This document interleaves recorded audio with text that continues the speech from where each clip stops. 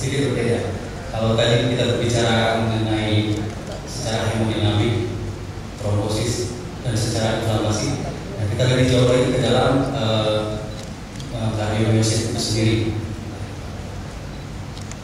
Angina management dengan with metabolic agent. Tentu para sejawat dokter mungkin sih sebagian besar dokter umum ya sudah familiar sekali dengan istilah angina ya, angina. Tentu banyak beberapa literatur, buku, referensi, bahkan pada saat kita belajar ya, jadi bahwa angina harus sebagai dokter umum harus bisa mendeteksi lebih awal ya. Ini sekilas definisinya bisa kita lihat bahwa angina itu suatu sindrom, suatu sindrom kumpulan gejala yang dengan karakteristik seperti ini: dada terasa berat, substerma yang menjalankan ke leher, ke dagu, ke belakang maupun ke tengahnya.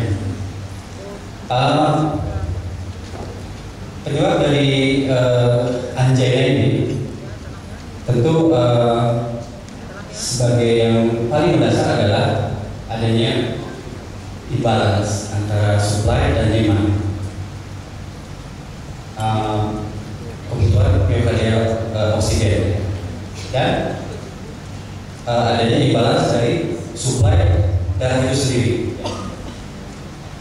Kita lihat ada penurunan dari aliran darah atau ada peningkatan kebutuhan dari kebutuhan dari oksigen itu sendiri ya, atau kedua-duanya. Ini kita lihat apa saja faktor yang mempengaruhi aliran darah pada koroner. Bahwa koroner itu sendiri merupakan pembuluh darah yang satu-satunya sebagai pembuluh darah utama yang berperan untuk memberikan oksigen.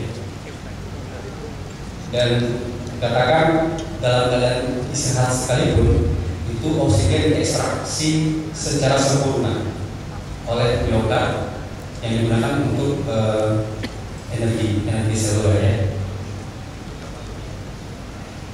Dan secara patofisiologi bahwa perfusi dari aliran darah ke dalam arteriol dan miosit itu terjadi pada fase diastole, dipengaruhi oleh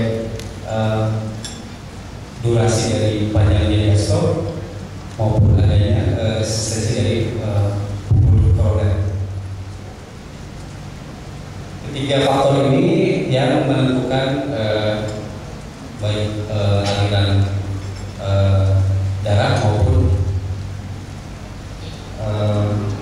perfusi dari oksigen ke dalam miosit. Nah, sekarang bagaimana dengan faktor-faktor yang berpengaruh terhadap kebutuhan oksigen pada sel miokard?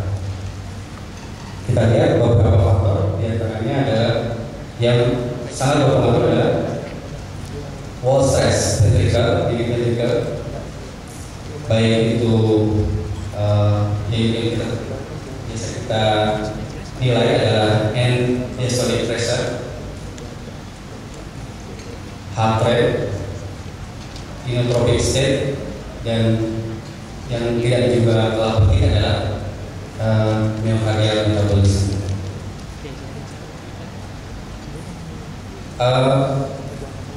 Pada penegakan suatu keluhan angina, kita akan melihat secara keseluruhan dengan tepat mendefinisikan, kemudian mendiagnosis dan melakukan asesmen. Seperti tadi ya, kita lihat bahwa angina ini harus kita buktikan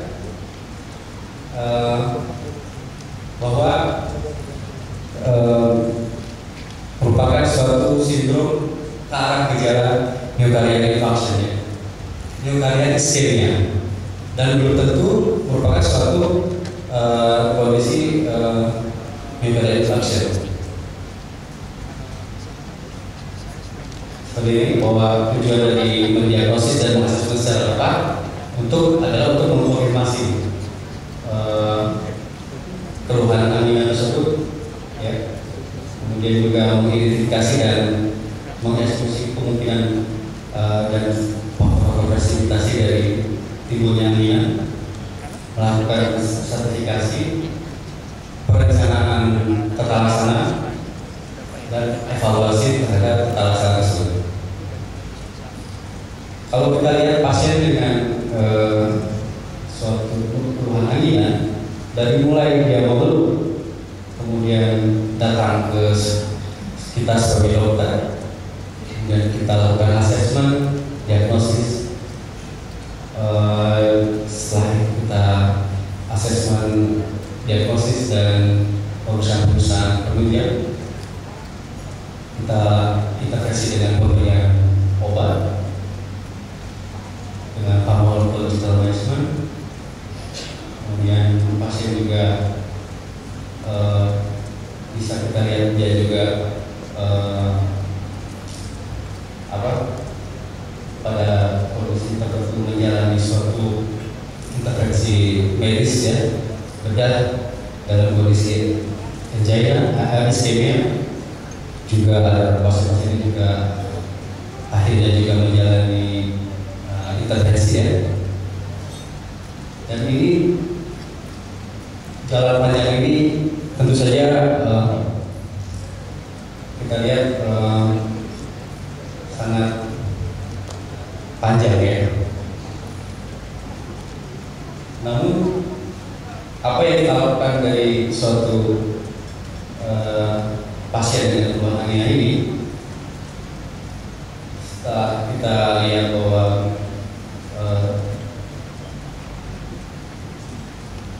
suatu kecurigaan terhadap suatu angina yang diobati ischemia, maka akan kita lakukan pemeriksaan yang lengkap dan segera untuk melakukan referral untuk pemeriksaan untuk konfirmasi diagnosis seperti treadmill test, perfusion biomarker, scintigraphy, pemeriksaan elektrokardiografi, dan bahkan dengan dilanjutkan dengan pemeriksaan angiografi. Jadi tata laksana pasien dengan keluhan angina adalah segera mengkonfirmasi diagnosis secepatnya, dan mengevaluasi dan melakukan pemeriksaan sesegera mungkin. Dan umumnya early access terhadap sarana angiografi ataupun apabila diperlukan untuk menjalani operasi, ini akan menurunkan risiko advance cardiac event dan memperbaiki kualitas hidup pasien. Jadi kita kembali, tujuan dari tata angina adalah memperbaiki prognosis, kemudian juga menurunkan keluhan angina itu sendiri, baik dengan medical intervensi maupun dengan revascularisasi atau mechanical intervention, ya. Medical treatment sudah banyak dikenal, pemberian obat-obatan yang mengintervensi secara hemodinamik, seperti pemberian beta blocker, calcium channel blocker, dan ini ada juga yang terbaru direct inhibition pada hexanol, ipabradin, dan salah satu yang juga banyak diteliti sekarang dan sudah mulai banyak digunakan adalah metabolic agent. Umumnya pasien dengan angina, seorang dokter kita lihat akan memerlukan banyak sekali obat. Di sini pemberian nitrat dengan antitrombotik, pemberian beta blocker, kalsium channel blocker, maupun statin. Hampir seorang pasien mendapatkan intervensi farmakologi lebih dari 4 tablet, 4 jenis obat. Namun ternyata walaupun sudah mendapat kombinasi terapi, ternyata masih kejadian anjaya attack-nya masih cukup signifikan. Penggunaan nitrat juga yang shock juga masih cukup signifikan, dan kejadian angina pada saat istirahat masih cukup tinggi 27%, dan kejadian angina pada saat aktivitas juga masih cukup tinggi. Hampir setiap hari pasien-pasien dengan iskemik heart disease pada kelompok seperti ini. Pada intervensi farmakologi yang sudah established, ternyata banyak juga penelitian yang menggabungkan potensiasi masing-masing efek dari hemodinamik obat tersebut untuk mencapai tujuan tadi, yaitu menurunkan simptom. Namun ternyata banyak penelitian yang sudah ada bahwa ternyata tidak ada manfaat yang cukup signifikan pada beberapa kombinasi obat-obat yang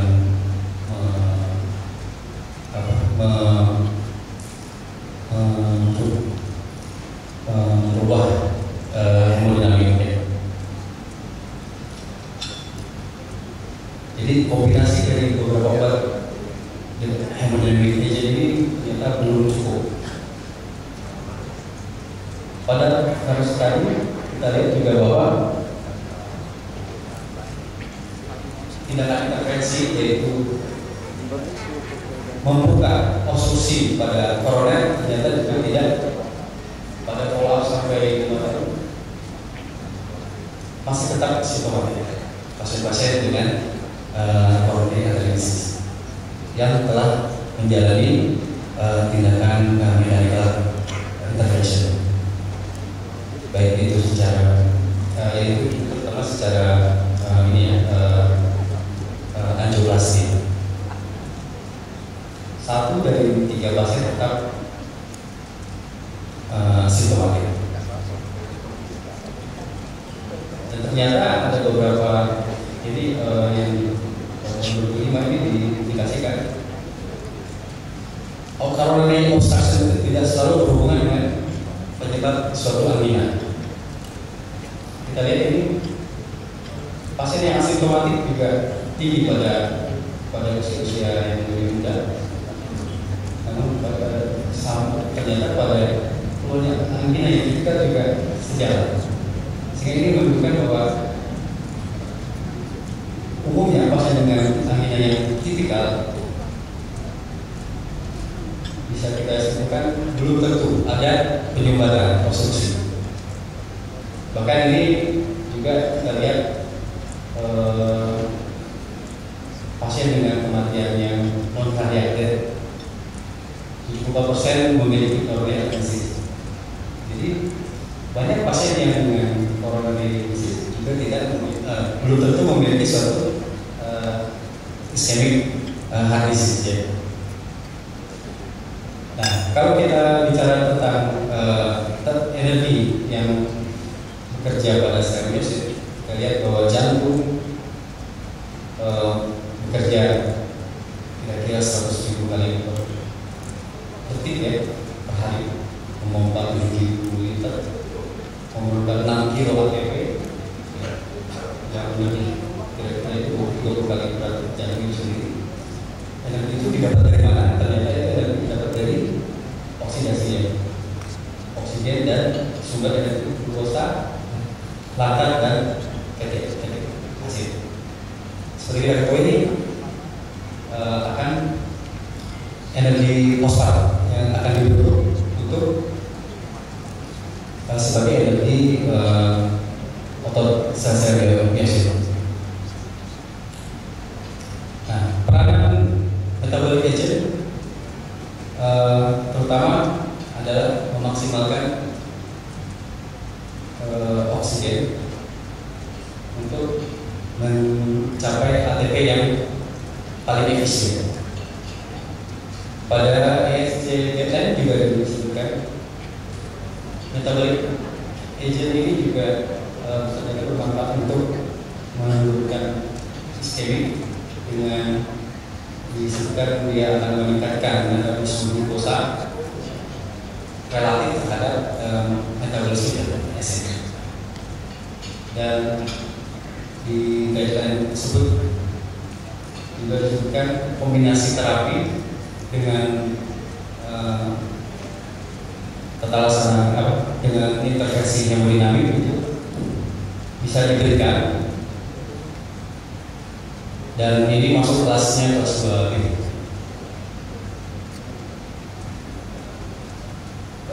Kalau kita lihat bagaimana energi metabolisme di sel miosit, bahwa glukosa dan fatty acid. Kita lihat oksidasi glukosa sangat efisien terhadap oksigen. Glukosa berubah dari berubah jadi 4. Kemudian di sini